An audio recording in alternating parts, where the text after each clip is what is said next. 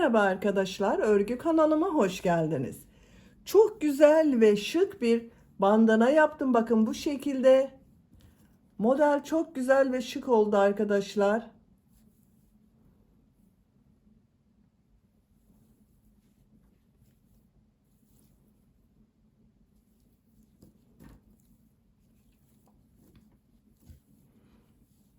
Ben bugün bunu bandana olarak yaptım ama siz saç bandı olarak değil, pantolon kemeri olarak kullanabilirsiniz veya sayılarını daha fazla yaparak şal olarak da kullanabilirsiniz. Bakın çok şık ve güzel arkadaşlar. Bandana örgüsünde ben iplik olarak evimde bulunan simli bir iplik vardı. Bakın bu şekilde. Simli, kendisinden simli bir iplik. Bunu kullandım. Etiketi yok arkadaşlar. Hangi marka olduğunu bilmiyorum ama büyük ihtimalle Alize'nin bir ipliği. Evimde bu şekilde etiketsiz bir iplik vardı. Bunu bu bandana yapımında kullanmak istedim ve bandanaya da çok güzel oldu bu iplik. Simli iplik. Bakın çok şık oldu. Siz tercihinize göre bakın bu şekilde iplikler kullanabilirsiniz. Bununla da çok güzel olur. Koton iplikler kullanabilirsiniz tercihinize göre.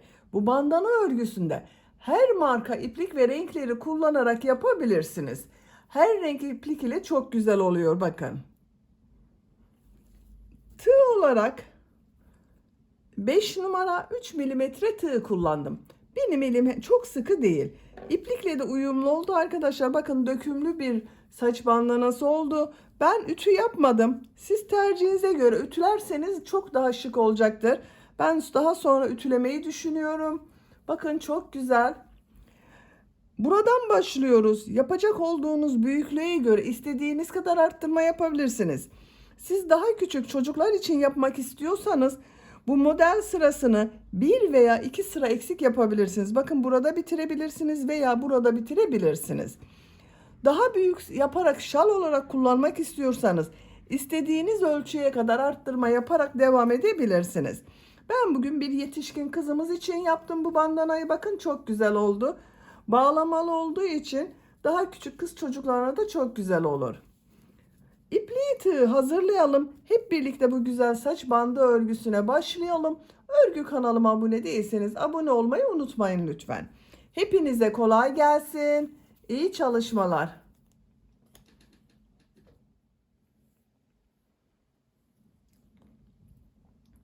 Bandana örgüsünde ben bu ipliği kullanıyorum arkadaşlar. Simli bir iplik. Bakın bu kalınlıkta bir iplik. Siz tercihinize göre her marka ve renk iplikleri kullanarak yapabilirsiniz. Sihirli halka yaparak başlıyoruz.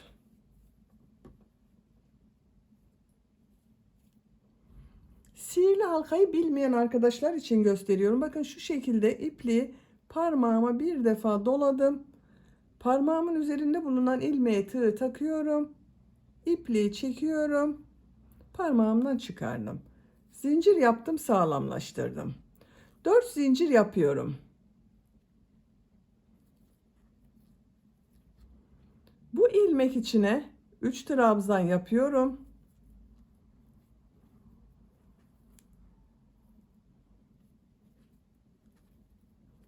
Üç trabzan yaptım. 2 zincir yapıyorum. 3 trabzan daha yapıyorum.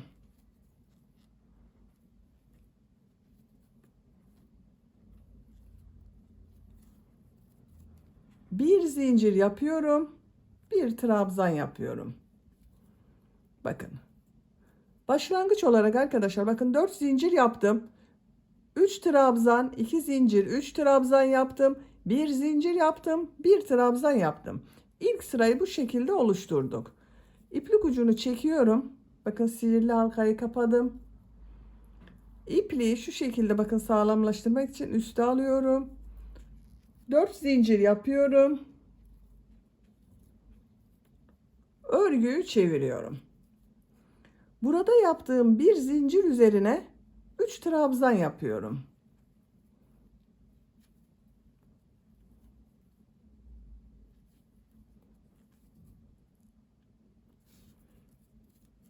Beş zincir yapıyorum.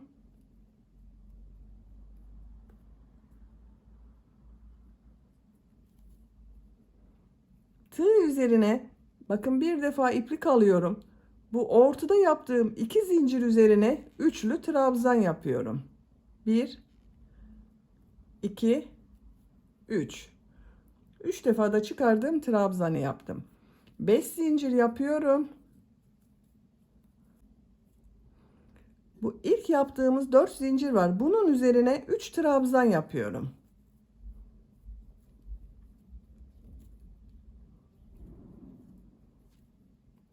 Bir zincir yapıyorum.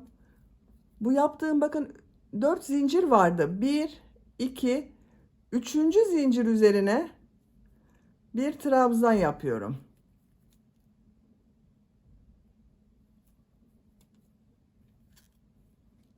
Biraz uzun yapıyorum arkadaşlar, bakın bu trabzanı. 4 zincir yapıyorum. Örgüyü çeviriyorum. Bu bir zincir üzerine 3 trabzan yapıyorum.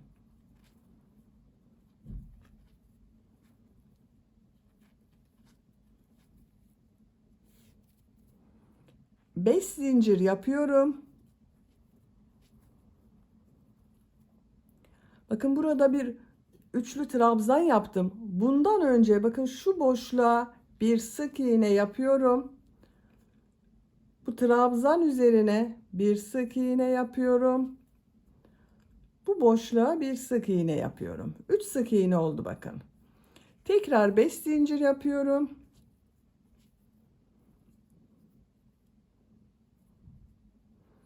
Bu 4 zincir yaptım. Bakın onun üzerine 3 trabzan yapıyorum.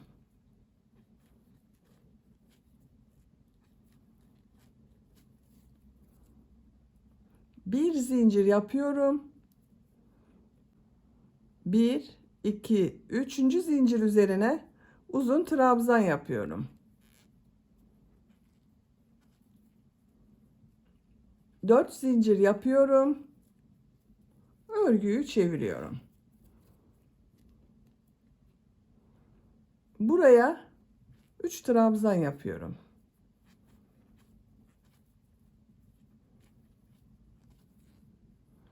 Beş zincir yapıyorum. Bakın burada 3 sık iğne yaptım. Sık iğneden önce bu 5 zincirli boşluğa bir sık iğne yapıyorum. 3 sık iğne üzerine 3 sık iğne yapıyorum.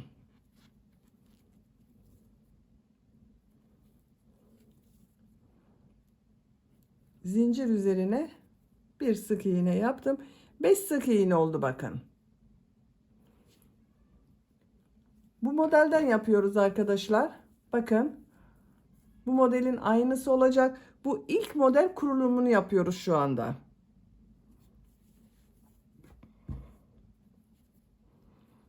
Beş zincir yapıyorum.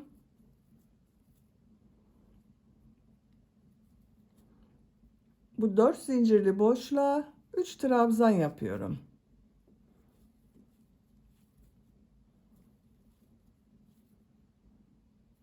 Bir zincir yapıyorum. 1 2 üçüncü zincire uzun trabzan yapıyorum. 1 2 3 4 zincir yapıyorum. Bu bir zincir üzerine 3 trabzan yapıyorum.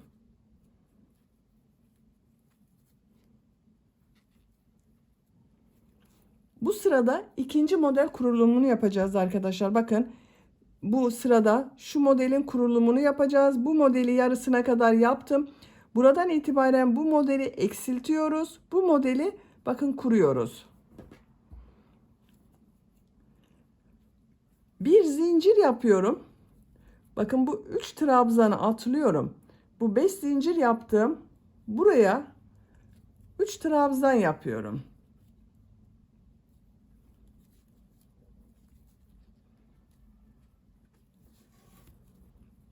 Bakın.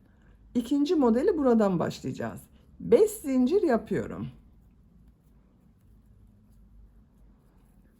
Burada 5 sık iğne var. Bir sık iğneyi atlıyorum. 3 sık iğne yapıyorum.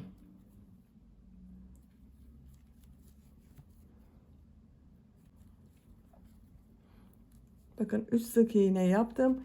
5 zincir yapıyorum. Bu 3 trabzandan önce bu 5 zincirli boşluğa bakın, buraya 3 trabzan yapıyorum.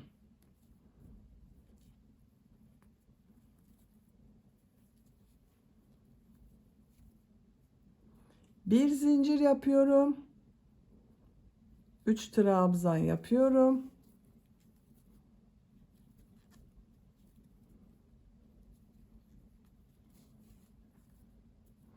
Bir zincir yapıyorum. 1 2 üçüncü zincire uzun trabzan yapıyorum.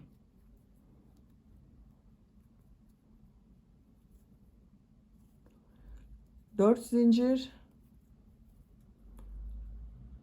örgüyü çeviriyorum. 3 trabzan yapıyorum.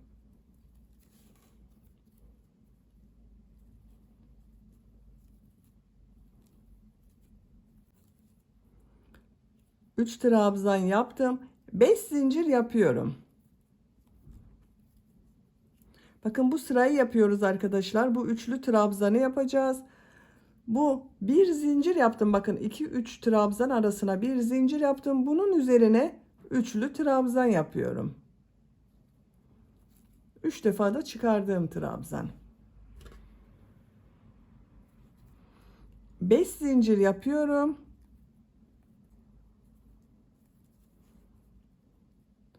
Bakın bu 5 zincirli boşluğa 3 trabzan yapıyorum.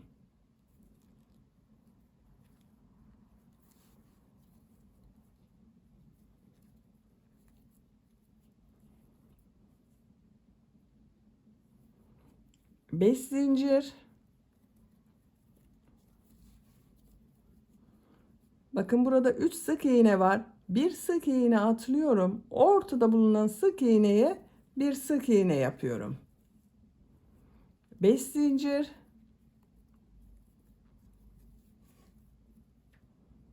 Buraya 3 trabzan yapıyorum.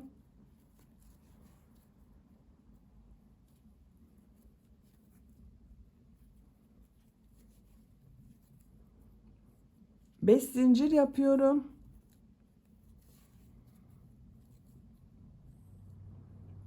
Bu bir zincir üzerine üçlü trabzan yapıyorum. 1 2 3.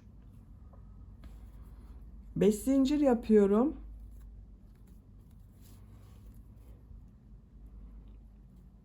Buraya 3 trabzan yapıyorum.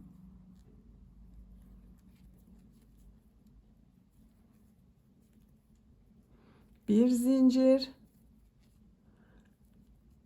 Üçüncü ilmeğe uzun trabzan yapıyorum.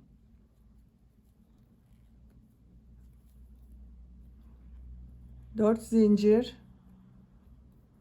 örgüyü çeviriyorum. 3 trabzan yapıyorum.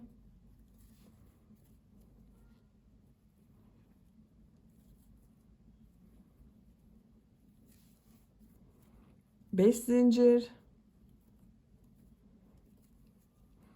Bakın bu yaptığım uzun trabzanın, üçlü trabzanın önde bulunan 5 zincire bir sık iğne yapıyorum. Trabzan üzerine bir sık iğne yapıyorum. Zincir üzerine bir sık iğne yapıyorum. Bakın 3 sık iğne oldu. 5 zincir yapıyorum.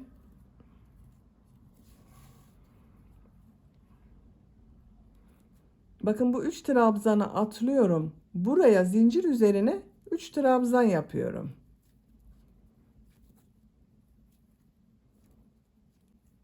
Üç trabzan yaptım. Bakın bu sırada arkadaşlar bu ilk başladığımız modeli bitiriyoruz. Bir sonraki modeli kurmak için bakın buraya burada yaptığım gibi 3 trabzan, bir zincir, 3 trabzan yapacağız. Bir zincir yapıyorum. 3 trabzanı bakın buraya yapıyorum.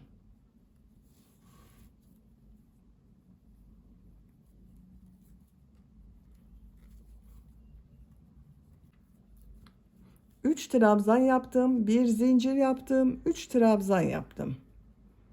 5 zincir,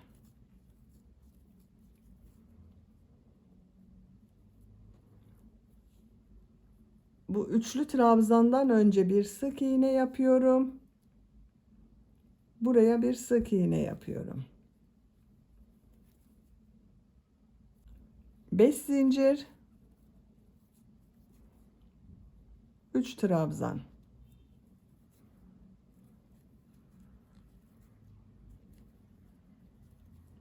Bir zincir, üçüncü ilmeğe uzun trabzan yapıyorum. Bakın modelimize bir bakalım arkadaşlar. Bakın bu şekilde oldu. İlk modeli bitirdik. İkinci modeli de yarıya gelmek üzereyiz. Şimdi bir sıra daha yaptığımız zaman ikinci model yarım olacak. Bakın. Bu ilk başladığımız modeli bitirdik. İkinci modeli de yarıya geldik arkadaşlar.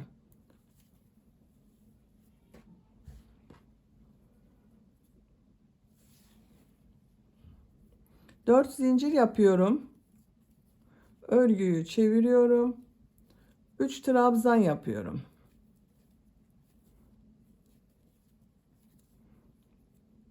Beş zincir. Burada yaptığım bakın 3 sık iğne var. Sık iğneden önce bir sık iğne, 3 sık iğne üzerine sık iğne yapıyorum. 3 sık iğne yapıyoruz.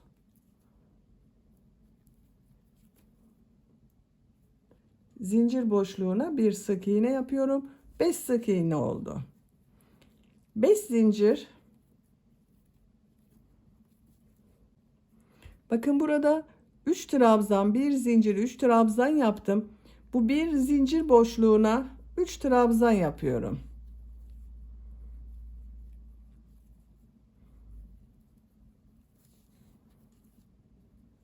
Beş zincir. 5 sık iğne yapıyorum.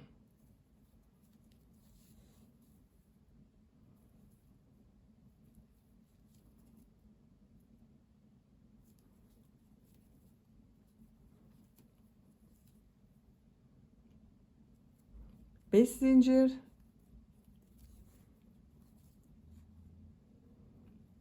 3 trabzan.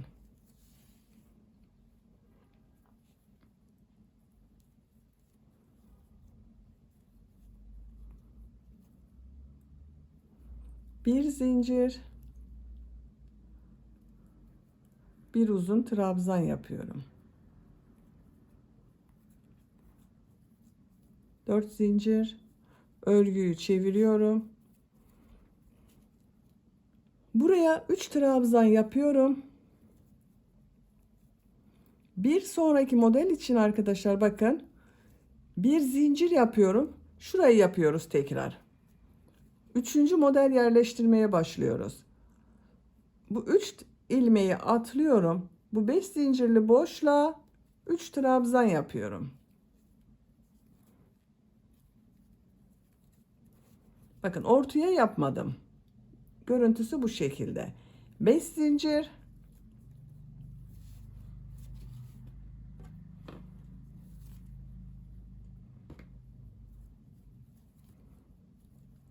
Bu 5 sık iğne var. Bir ilmeği atlıyorum. 3 sık iğne yapıyorum.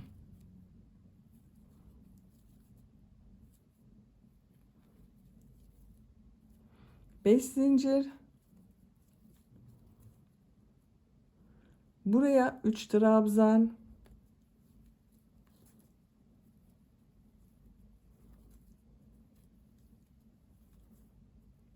Bir zincir. 3 trabzan.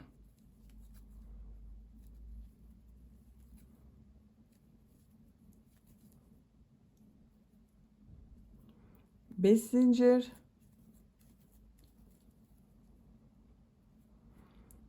Bir ilmek atlıyorum. 3 sık iğne yapıyorum.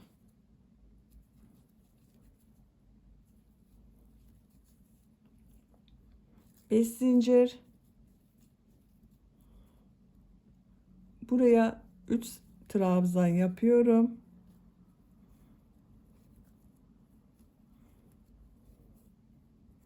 Bir zincir yapıyorum.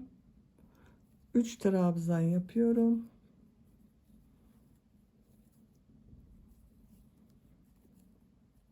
Bir zincir, trabzan yapıyorum.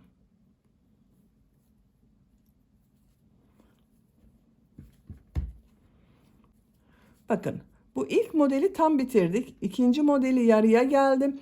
Üçüncü modeli yapmak için de bakın şurada yaptığımız sırayı yaptım. 3 trabzan, 1 zincir, 3 trabzan yaptım. Modeller bu şekilde devam ediyor.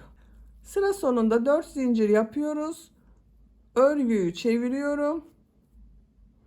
Boşluğa 3 trabzan yapıyorum.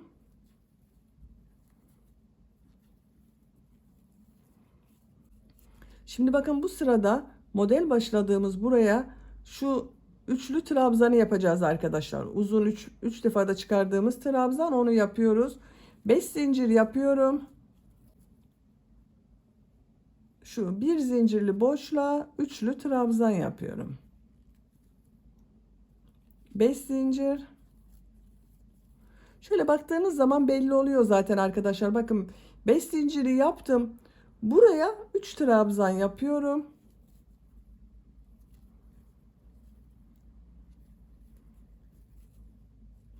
5 zincir yapıyorum. Burada 3 sık iğne var. Bir ilmek atlıyorum. Ortada bulunan ilmeğe bir sık iğne yapıyorum. 5 zincir yapıyorum. Bakın buraya 3 trabzan yapıyorum.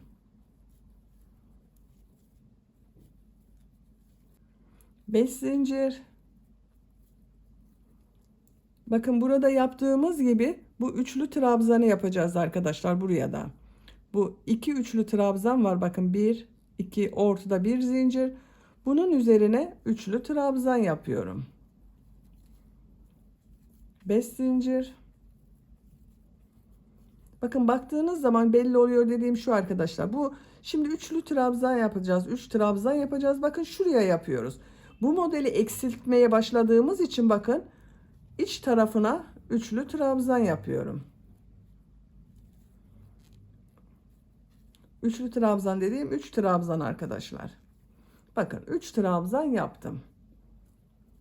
5 zincir.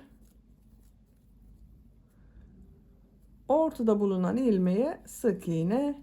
5 zincir. Bakın bu iç tarafa 3 trabzan yapıyorum.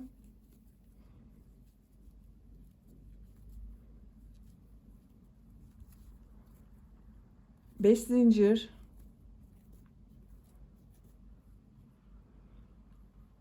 Bu bir zincir üzerine üçlü trabzan yapıyorum. 3 defa da çıkardığım trabzan. 5 zincir. 3 trabzan.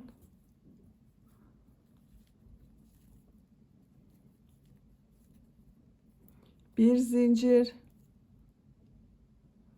Bir trabzan yapıyorum.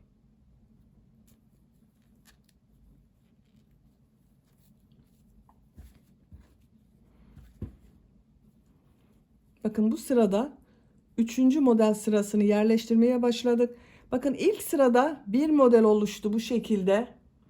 İkinci model sırasında 2 model oluştu. Bakın bu sıraya da 3 model yerleştirdik arkadaşlar. Bir model buraya yapacağız. Bir model buraya, bir model buraya. Her sırada bu yaptığımız modeller birer model artıyor. Bakın. Bir model, 2 model, 3 model, 4 model bu şekilde artarak devam ediyor. Bakın 4 zincir yapıyorum. Örgüyü çeviriyorum. Buraya 3 trabzan yapıyorum.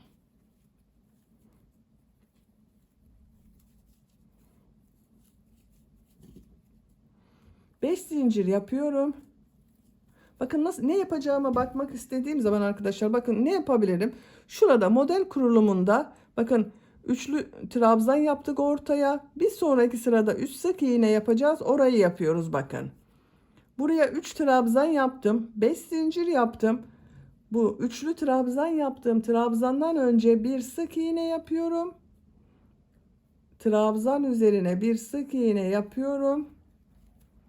Trabzandan sonra bir sık iğne yapıyorum. 3 sık iğne oldu.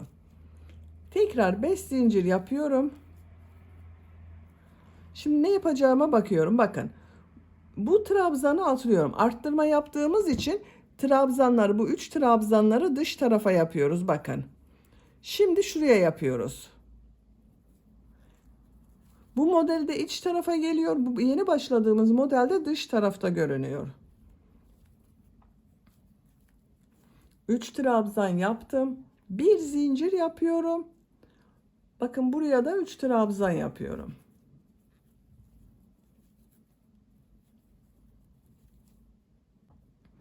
Beş zincir. Trabzandan önce bir sık iğne. Trabzan üzerine bir sık iğne. Trabzandan sonra bir sık iğne. 5 zincir.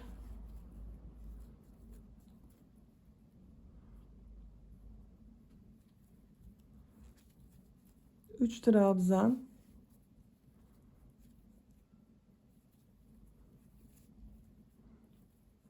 Bir zincir yapıyorum.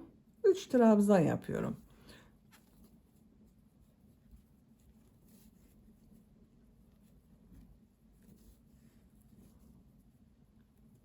Beş zincir. 3 sık iğne yapıyorum.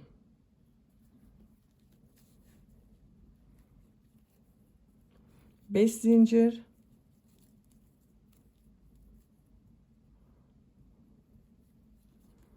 3 trabzan.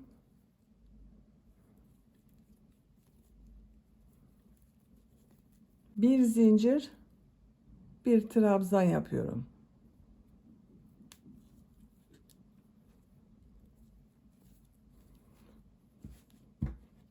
Bakın bu sırada ne yaptığımıza bakalım. Bakın iki modeli tam bitirdim arkadaşlar. Bir, iki. İki sırada bitirdim. Bakın model sırası olarak söylüyorum. Üçüncü model sırasını yapıyoruz. Şurayı da bakın bitirdiğimiz yerden de üzerine dördüncü model sırasını yerleştireceğiz daha sonra. Bu sırayı da yapalım. 4 zincir yapıyorum. Buraya 3 trabzan yapıyorum.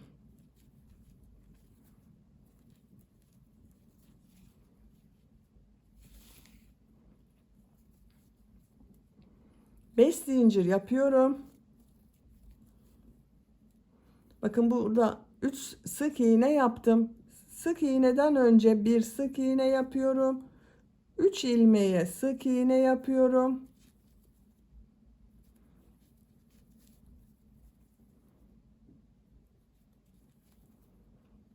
Sık iğnelerden sonra bir sık iğne yapıyorum. 5 sık iğne yaptım. Bu 5 sık iğnelerden sonra geriye dönüş yapıyoruz. Bakın modelde arkadaşlar. 3 sık iğne, 5 sık iğne, 3 sık iğne, 1 sık iğne yaparak modeli bitiriyoruz. 5 zincir. Bakın burada 3 trabzan, 1 zincir, 3 trabzan yaptım. Bu bir zincirli boşluğa 3 trabzan yapıyorum.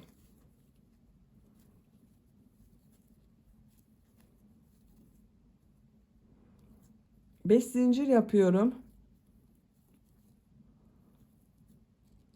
3 sık iğneden önce bir sık iğne, 3 sık iğne, bir sık iğne. Bakın bir sonraki sırada buraya 3 trabzan, bir zincir, 3 trabzan yapacağız. Şurada olduğu gibi.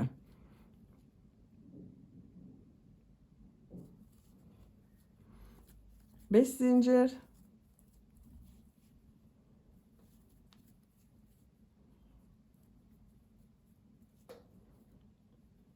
Bakın bu bir zincirli boşluğa 3 trabzan yapıyorum.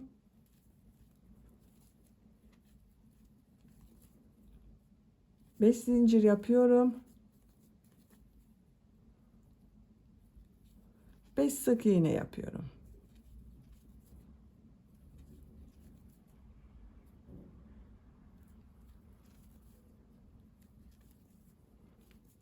Beş zincir.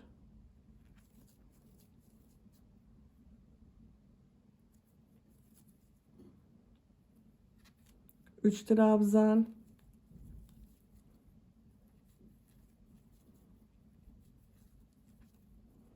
bir zincir, ilmek üzerine bir uzun trabzan yapıyorum.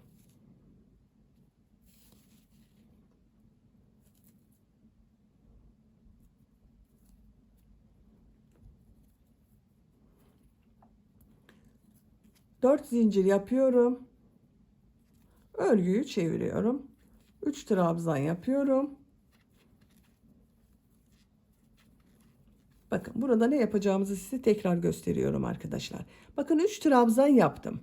Burada yaptığımızı yapıyoruz bakın. Eksiltmeye başlayacağız. 5 sık iğne var. Bu sırada 3 sık iğne yapacağız. Geriye dönük bakabilirsiniz. Bakın modele baktığınız zaman kendisini gösteriyor. Bu 5 sık iğnede kenarda 3 trabzan yaptım. Bakın burada buraya 3 trabzan yapıyorum. Bir zincir yapıyorum. Bu zincirler üzerine 3 trabzan yapıyorum. Modele bakarak yaparsanız daha iyi olur. Bakın şöyle daha net görünüyor model. Şimdi şu sırayı yapıyoruz bakın.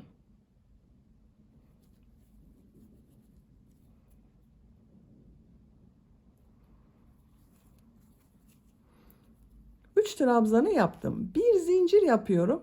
5 zincirin bakın buraya 3 trabzan yapıyorum.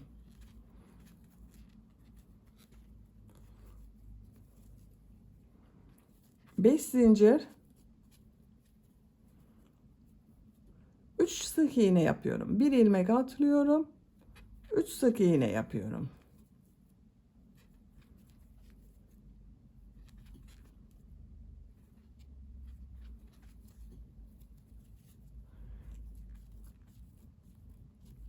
Beş zincir yaptım.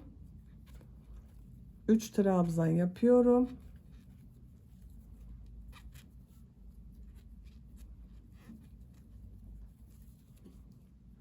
Bir zincir yapıyorum. 3 trabzan yapıyorum.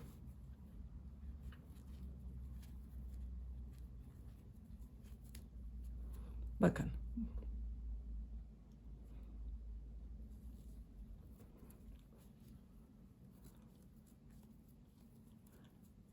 Beş zincir, 3 sık iğne yapıyorum. Bir ilmek atlıyorum.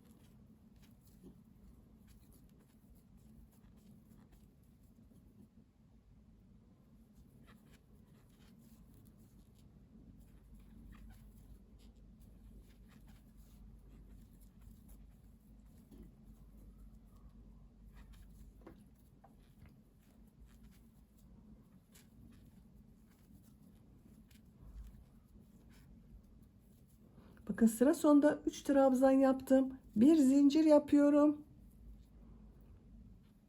3 trabzan yapıyorum. Bir zincir yapıyorum. Trabzan yapıyorum.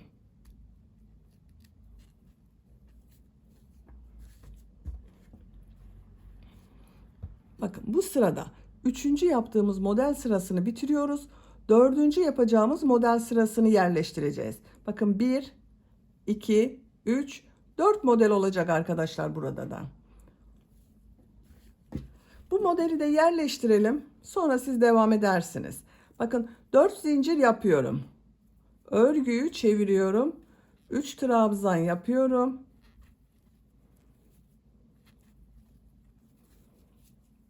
Bakın model yerleştirmek için buraya 5 zincir yapıyorum. Bu bir zincirli boşluğa üçlü trabzan yapıyorum. 5 zincir yapıyorum. Buraya 3 trabzan yapıyorum.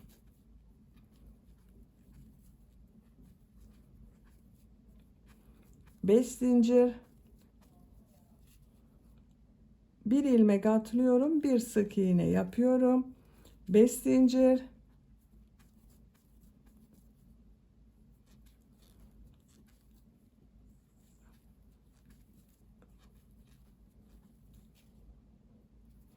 bakın 3 trabzan yaptım. Model yapmak için bakın buraya 5 zincir yapıyorum. Üçlü trabzan yapıyorum. 3 defa da çıkardığım trabzan.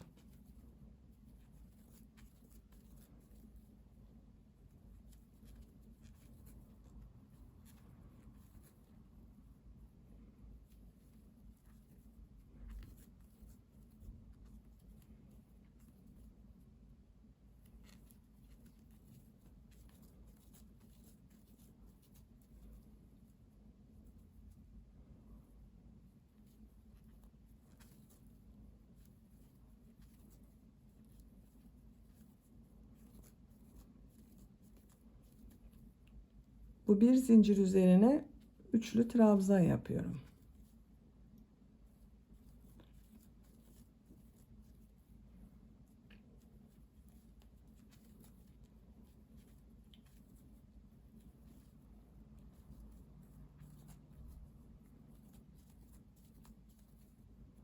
Bir ilmek atlıyorum. Sık iğne.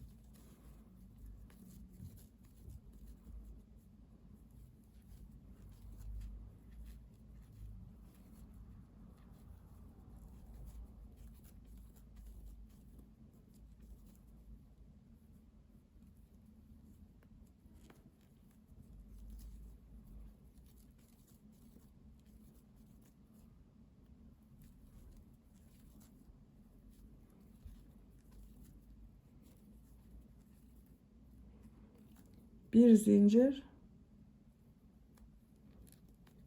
bir trabzan yapıyorum.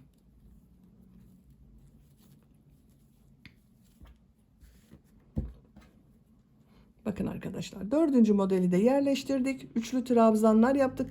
Geriye dönük bakabilirsiniz. Bakın burada üçlü trabzan yaptım. Şimdiki sırada bunun üzerine 3 sık iğne yapacağız. Bakın bir sık iğne buraya, bir sık iğne buraya, bir sık iğne buraya.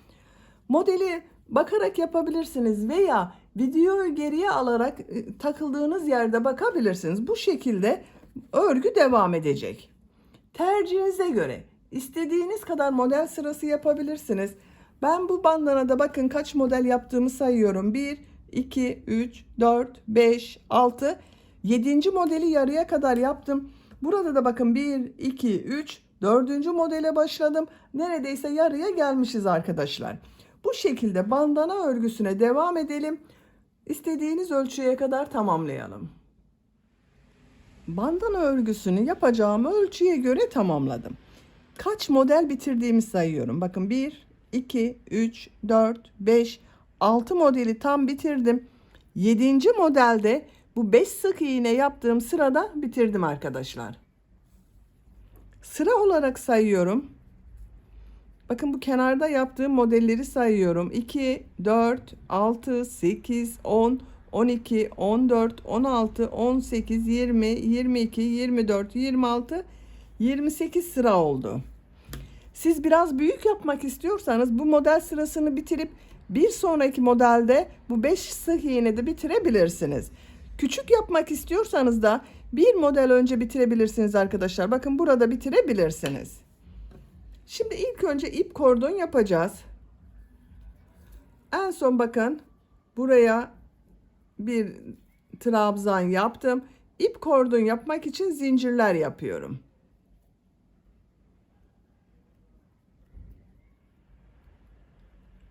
...55 zincir yaptım. Bakın çok sıkı zincir yapmadım. Bu 55 zincirin kaç santimetre olduğunu ölçüyorum.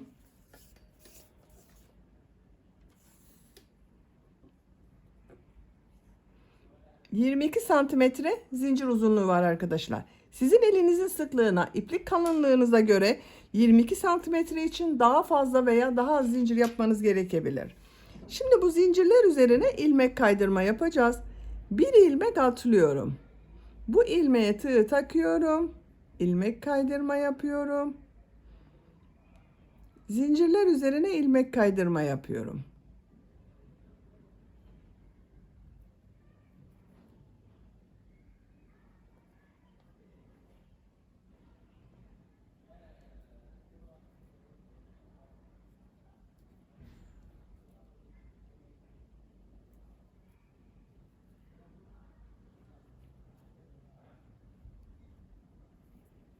Görüntüsü bu şekilde oluyor. Sıra sonuna kadar devam edelim. Zincirler üzerine ilmek kaydırma yaptım. Kordon görüntüsü bakın bu şekilde oldu arkadaşlar.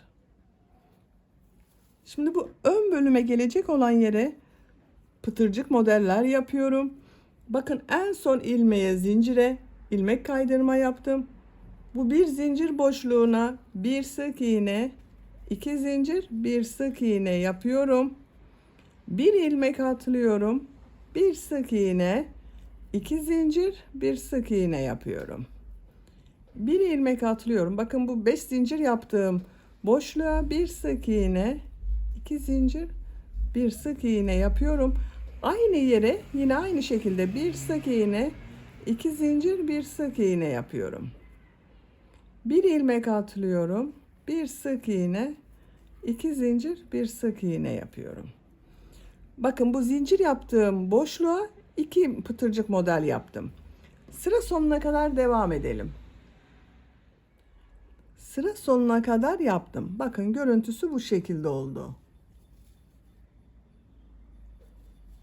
Şimdi buraya da ip kordon yapacağız arkadaşlar. Siz bu ip kordon için kaç zincir yaptıysanız buraya da aynı sayıda zincir yapıyoruz. Ben 55 zincir yaptım. 55 zinciri yapıyorum. 55 zincir yaptım. Şimdi zincirler üzerine ilmek kaydırma yapıyorum. Bir ilmek atlıyorum. Zincir üzerine ilmek kaydırma yapıyorum.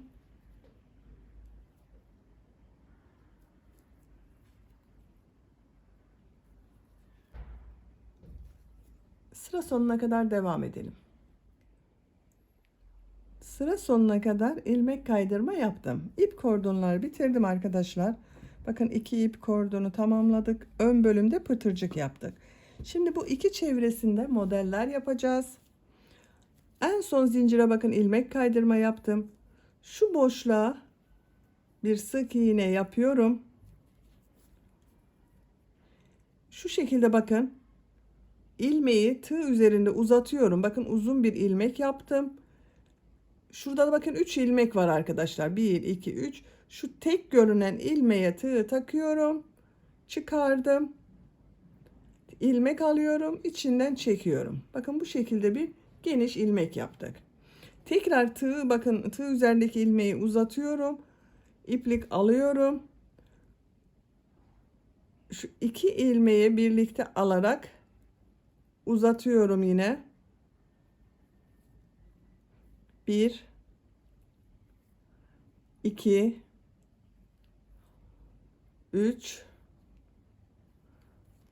4 5 tığın üzerine bakın 5 ilmeği topladım. İplik alıyorum, içinden çekiyorum. Tekrar iplik alıyorum, içinden çekiyorum.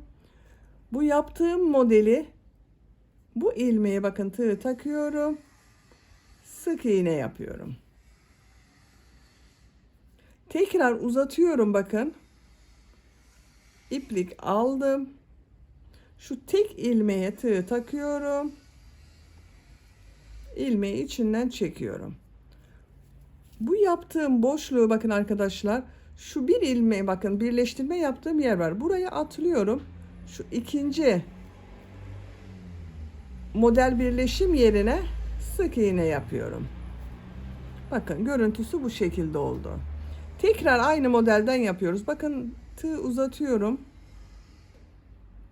Elimi takip ederseniz daha iyi anlaşılır.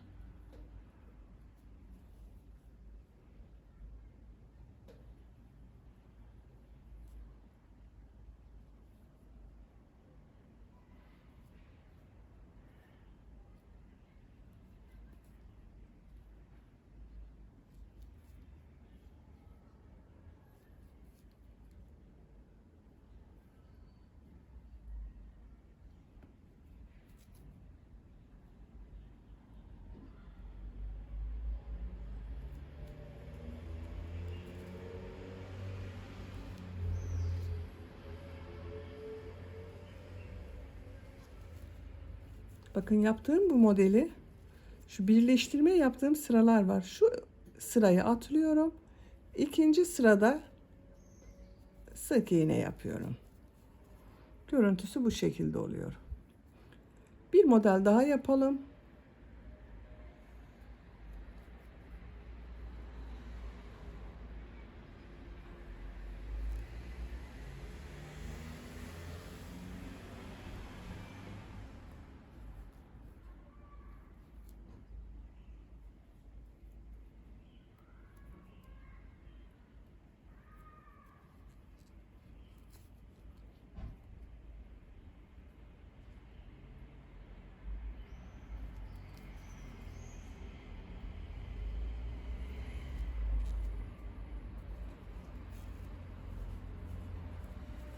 Bakın.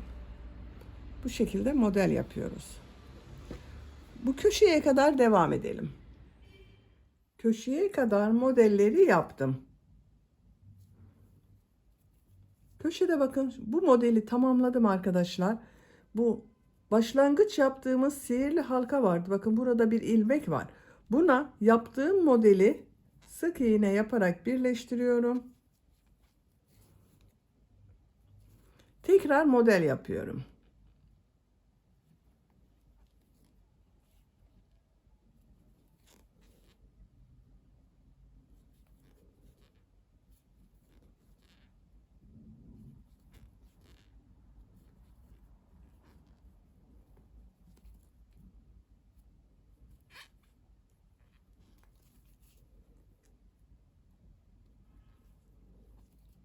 Yaptığım bu modeli aynı ilmeğe sık iğne yapıyorum. Bakın köşede aynı ilmeğe yaptım modeli. Tekrar model yapıyorum.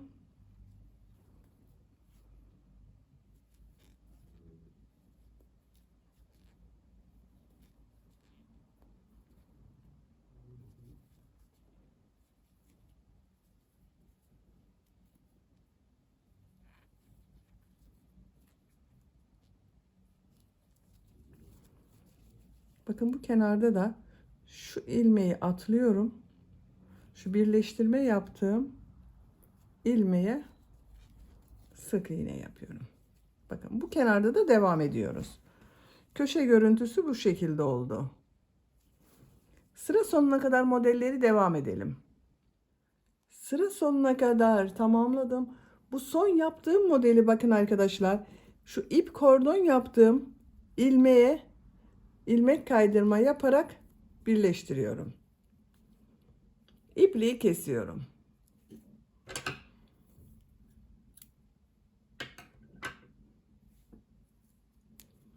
Bandana örgüsünü bitirdim. Bakın çok güzel ve çok şık bir bandana oldu arkadaşlar.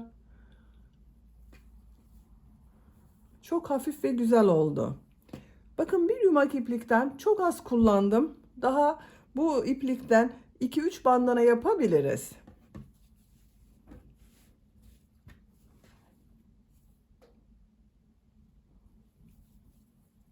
Görüntüsü çok güzel oldu. Ben bugün saç bandanası yaptım. Kemer olarak da kullanabiliriz bunu. Ama siz bu örgüye devam ederek şal olarak da kullanabilirsiniz. Yine bu çevresinde aynı işlemi yapabilirsiniz arkadaşlar. Sadece bu ip kordonları yapmasınız. Şal olarak da çok şık olacaktır. Bakın çok güzel bir model.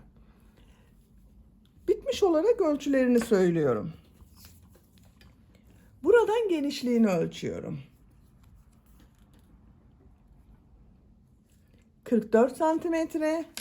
Orta noktadan yüksekliğini ölçüyorum.